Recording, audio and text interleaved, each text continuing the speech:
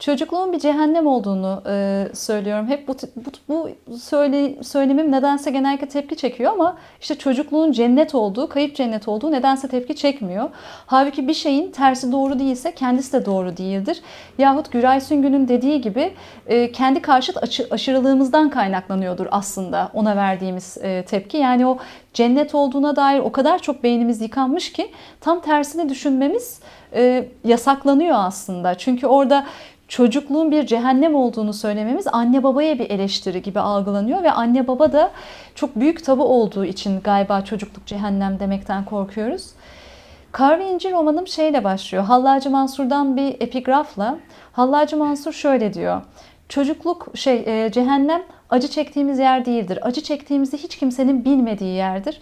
İşte ben de çocukluğu böyle anlatıyorum. Yani yetişkin olarak da çocuğun neden acı çektiğini bilmiyoruz ve biz bilmediğimiz için de maalesef çocuk da neden acı çektiğini bilmiyor. Çünkü çocuk her zaman kendisine yetişkinin bakış açısıyla bakıyor.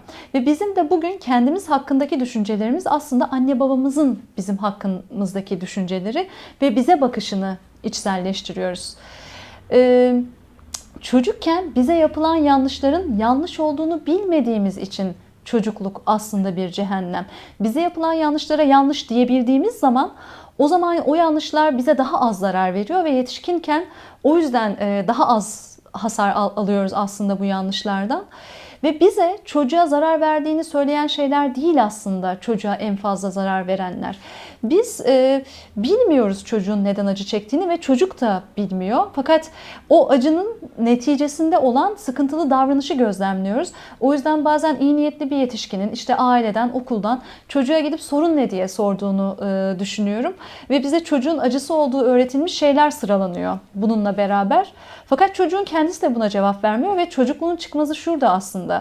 Çocuk kendisine yapılan yanlışın ne olduğunu, neden dolayı aslında o sırada acı çektiğini anlamaya başladığında artık yetişkin oluyor. Ve o yüzden amacımız çocuğun neden acı çektiğini kendisinin de anlayacağı bir hale gelebilmek.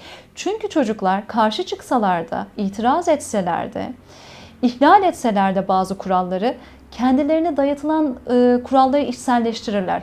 Onları doğru kabul ederler ve kendilerinin yanlış olduğunu düşünürler. Yani bir üste karşı çıkar gibi karşı çıkarlar ve bu yüzden de kendilerine yapılan yanlışın yanlış olduğunu anlayamazlar. Bunun değişebilmesi için çocuğun hiyerarşi olmayan bir şekilde bizimle aynı masada oturarak bana bu konuda yanlış davrandığınızı düşünüyorum diyebilmesi gerekiyor. Yani bir başkasıyla bunu konuşabiliyoruz. Yani işte sen bana yanlış davranıyorsun diyebiliyoruz. Ama çocuğa belli bir davranış kalıbını dayatıyoruz ve çocuğun aslında bunu tam anlamıyla sorgulayabilmesine yahut bizimle etkileşim halinde gidebilen bir şey olmasına çocuğa muamelenin maalesef izin vermiyoruz. Yani biz bir araya gelip bir arkadaşımız için şöyle demiyoruz mesela o arkadaşımıza nasıl davranalım diye. Ama kendimiz bir araya gelip bu çocuğa nasıl davranalım diye konuşabiliyoruz ki bu çocuğu nesneleştirmek demek. Niçin arkadaşımıza nasıl davranalım diye konuşmuyoruz? Çünkü şöyle olacağını biliyoruz. Yani biz arkadaşımıza davranırız, arkadaşımızın tepkisine bakarız. Arkadaşımız işte pasif bir varlık değildir ve arkadaşımızın o tepkilerine göre şekillenecek bir şey olacağını biliriz. Ve amacımız hiçbir zaman herhangi bir insanın o ya da bu şekilde düşünmesini ya da davranmasını sağlamak olmamalı. Bu bir iletişimin amacı değildir hiçbir zaman.